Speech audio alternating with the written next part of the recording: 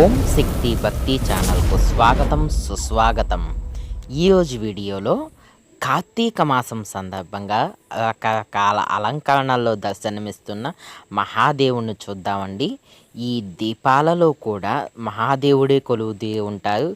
కార్తీక మాసంలో దీపం పెట్టడము అనేది మహాదేవునికి, ఆ కార్తీక దామోదరునికి మహా ప్రీతికరమైనదండి. అందువల్ల ఈ కార్తీక మాసం మహాదేవునికి, సమస్త దేవతలకు కూడా ప్రీతికరమైన మాసం అన్నమాట.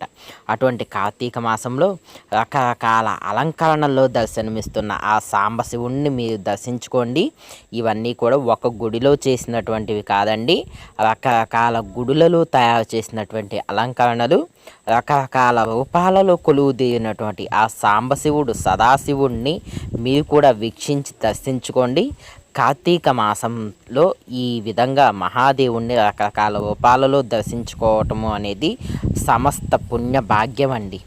నేను చేసినటువంటి ఈ వీడియో కనుక మీకు నచ్చినట్లయితే తప్పకుండా ఈ వీడియోని లైక్ చేయటం మర్చిపోకండి.